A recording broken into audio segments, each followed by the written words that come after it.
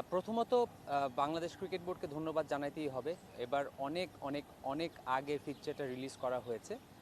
এবার বিসিবি কিন্তু প্রথম থেকে বলে এসেছে এবার বিপিএলটা ডিফারেন্ট হবে এবং বিপিএলের জার্নি কিন্তু এই ফিকচার লঞ্চিংয়ের মাধ্যমে শুরু হয়ে গেল। ডেফিনেটলি এত আগে ফিকচারটা করাতে প্রত্যেকটা টিম প্রিপারেশনের সুযোগ পাবে, গোছানোর সুযোগ পাবে এবং ফ্যানরা এখন থেকে কিন্তু কাউন্টডাউন শুরু করে দিয়েছে।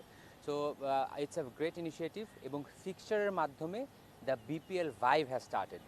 প্রথমত যেহেতু এটা ফ্র্যাঞ্চাইজি লিগ, 7টা ডিভিশনের মধ্যে খেলা হয়, প্রত্যেকটা রিজনের মানুষের মধ্যে অনেক এক্সাইটমেন্ট কাজ করে। মাঠের খেলাটা তো খুবই গুরুত্বপূর্ণ, কারণ দর্শকরা আলটিমেটলি মাঠের খেলাটাই দেখতে যায়, কিন্তু পাশাপাশি এই যে ভাইবটা ক্রিয়েট করা এবং এই আঞ্চলিকতাটাকে নিয়ে আসা, এই রেশারেশিটা তৈরি করা বা ম্যাচ আপগুলো তৈরি করা, এটা বিপিএলের খুবই গুরুত্বপূর্ণ অংশ।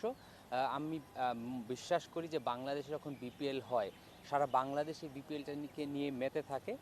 প্রত্যেকটা ডিভিশনে বা প্রত্যেকটা অঞ্চলের মধ্যে একটা আলাদা উত্তেজনা তৈরি হয় এবং এবারও আমি এক্সপেক্ট করছি এবারের বিপিএলটা সেই আগের যতগুলো বিপিএল আছে সেখান থেকে অনেক ডিফারেন্ট হবে এবং অনেক এক্সাইটিং হবে।